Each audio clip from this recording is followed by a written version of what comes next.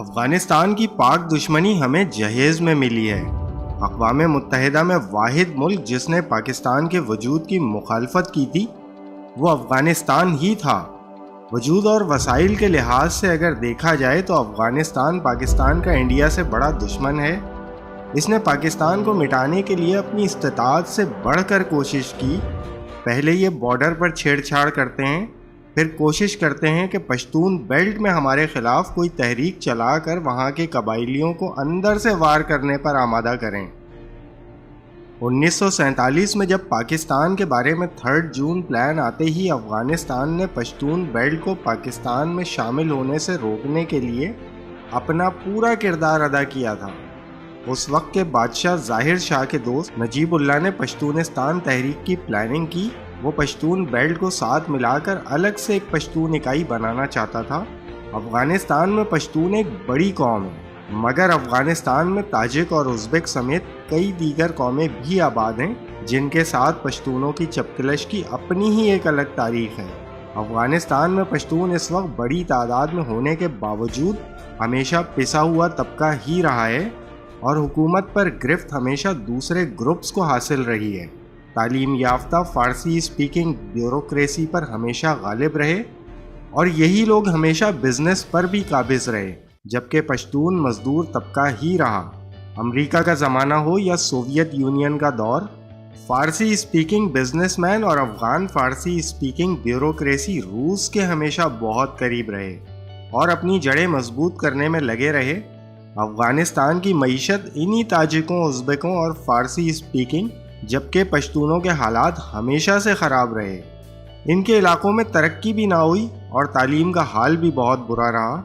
یہ تعداد کے لحاظ سے افغانستان کے پنجابی ہیں، مگر وسائل پر قبضہ ہمیشہ تاجک، ہزارہ، ازبک اور دیگر فارسی بولنے والی قوموں کا رہا۔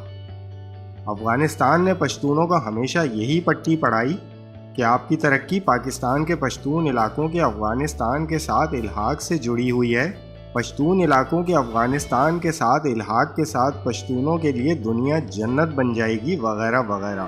21 جون 1948 میں اعلان بنو کے نام سے باچا خان، نجیب اللہ، دستراس ظاہر شاہ اور دوسرے لوگوں نے اعلان کیا کہ وہ اس ریفرنڈم کے نتائج کو تسلیم نہیں کرتے جو انگریز وائس رائے لارڈ ماؤنٹ بیٹن نے NWFP میں کرایا تھا اور جس میں 99% پشتونوں نے پاکستان میں شمولیت کا عندیہ دیا تھا، جبکہ فاٹا کو اس ریفرنڈم سے الگ رکھ کر ایک آزاد حیثیت دے دی گئی تھی اور فیصلہ ان کے ہاتھ میں دے دیا گیا تھا۔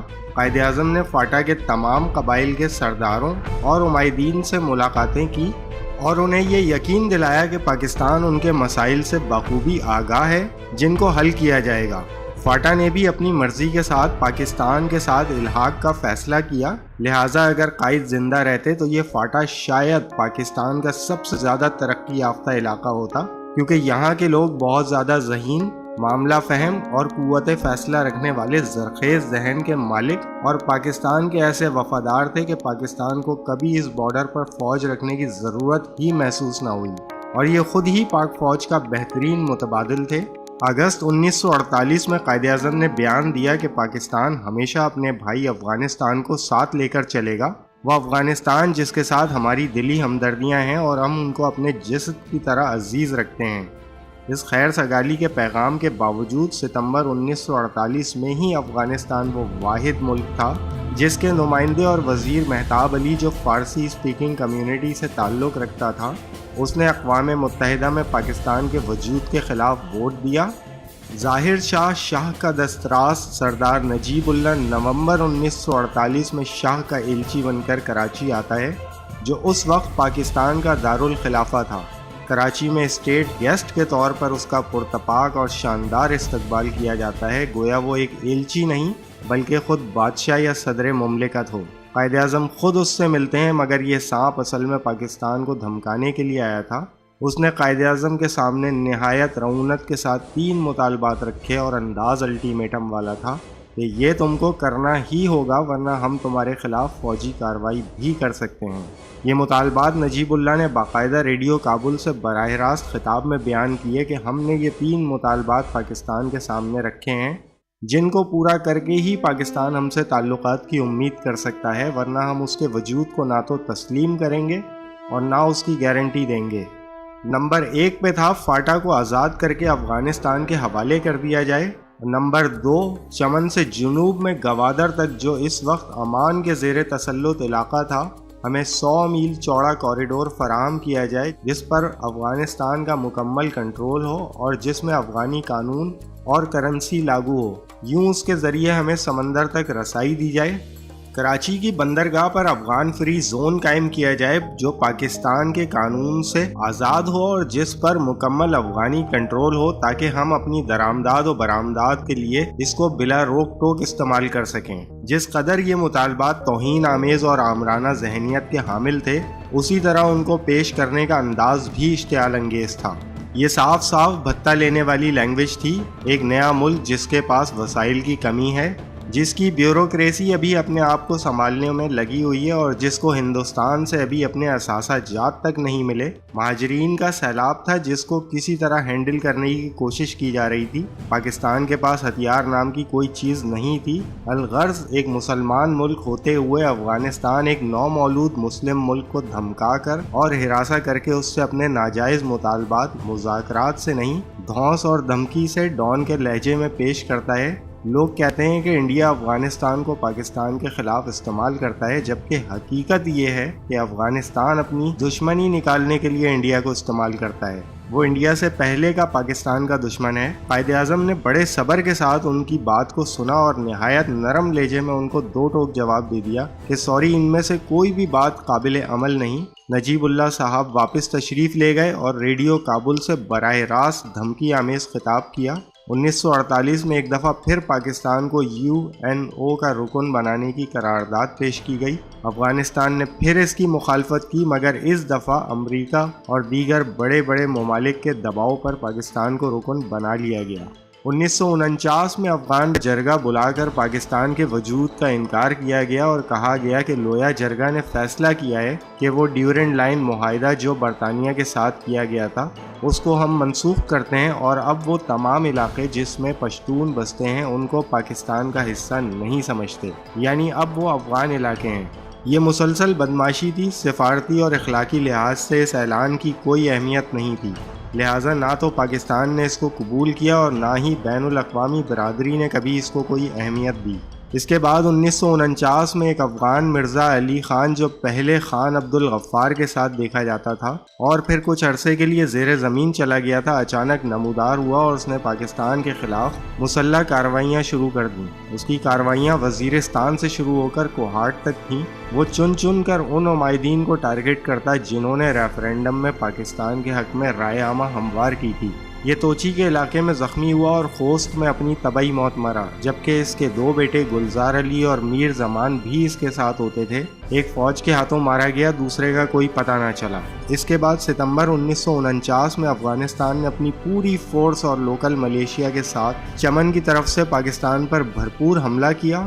اسپین بولدک سے لے کر پاکستان کے اندر 30 کلومیٹر کا علاقہ وقتی طور پر کنٹرول میں کر لیا، کیونکہ پاکستان نے اس علاقے میں کوئی فوج یا فورس نہیں رکھی تھی۔ پاکستانی فورسز کو علاقے میں بھیجا گیا۔ 6 دن تک مسلسل دست بدست جنگ کے بعد افغانوں کو پاکستانی علاقے سے نکال دیا گیا اور مزید 6 دن میں اسپین بولدک بھی پاکستانی فورسز کے قبضے میں آ گیا۔ یہ ٹوٹے پھوٹے آلات اور قدیم اسلحے سے لیس پاک فوج تھی جس نے گھسپیٹیوں کو تہس نہس کر کے رکھ دیا۔ اس کے بعد کبھی بھی افغان فوج میں پاکستان کا سامنا کرنے کی جرت نہ ہوئی اور وہ سازشیں اور دہشت گردانہ کارروائیاں کرتے رہے۔ ان 6 دنوں میں افغان میڈیا بالکل ویسی ہی زبان بولتا رہا جیسی ایٹمی دھماکوں کے بعد انڈین قیادت بولتی رہی۔ جب تک کہ ہم نے جوابی دھماکے کر کے ان کی بولتی بند نہ کر دی، افغان میڈیا کے بقول چمن سے آگے کراچی ان کی منزل تھی اور وہ دنیا کو نوید سنا رہے تھے کہ بہت جلد پاکستان کا دارالخلافہ ان کے قبضے میں ہوگا۔ مگر جب پاکستان نے اسپین بولدک بھی لے لیا تو یہی لوگ منتیں اور ترلے کرنے لگے اور ان کے عمائدین کو درمیان میں ڈال کر علاقہ واپس لینے کی کوششیں شروع کر دیں۔ اسپین بولدک واپس لینے کے بعد افغانستان نے 1950 میں انڈیا کے ساتھ دوستی کا معاہدہ کیا، جس کا نکاتی ایجنڈا تھا کہ پاکستان کو کسی بھی طرح گھیر کر ختم کرنا ہے۔ 1955 میں سردار داؤد وغیرہ نے پاکستان کی بارڈر پر بہت بڑے بڑے کھمبے لگائے جن پر اسپیکر لگا کر پاکستان کے خلاف پروپیگنڈا کیا کیا جاتا تھا اور پاکستانی علاقے کے پشتونوں کو مخاطب کیا جاتا، پاکستان نے افغانی سفیر کو بلا کر ان کو سمجھایا کہ آپ اپنے لوگوں کو مخاطب فرمائیں، پاکستان کے عوام کو اس طرح مخاطب کرنا قابل قبول نہیں۔ اس کے جواب میں افغانی جتھے نے کابل میں پاک ایمبیسی پر حملہ کیا اور اس کو فتح کر کے اپنا جھنڈا لہرا دیا۔ پاکستان نے اپنا سفارتی عملہ واپس بلا لیا اور 2 سال تک کابل کے ساتھ سفارتی تعلقات منقطع رکھے۔ اس کے بعد ستمبر 1960 میں افغانوں نے ایک قبائلی لشکر ترتیب دے کر باجوڑ ایجنسی پر حملہ کیا۔ ان کو مغالطہ یہ دیا گیا تھا کہ جو ہی تم بارڈر کراس کرو گے قبائلی پشتون تمہارے شانہ بشانہ کھڑے ہوں گے، اور یہ مغالطہ اب بھی لوگوں کو دیا جاتا ہے، مگر حقیقت یہ ہے کہ یہ چند مٹھی بھر لوگ ہیں جن کا اپنا ایجنڈا ہے۔ 99% قبائلی پاکستان سے ماں کی طرح ٹوٹ کر پیار کرتے ہیں، جبکہ پاکستان کی اس علاقے میں کوئی فوج نہیں تھی۔ پاکستانی فضائی امداد کے پہنچنے تک سالار زئی قبیلہ 14 دن تک سدھ سکندری بن کر ان حملہ آوروں کے سامنے کھڑا رہا۔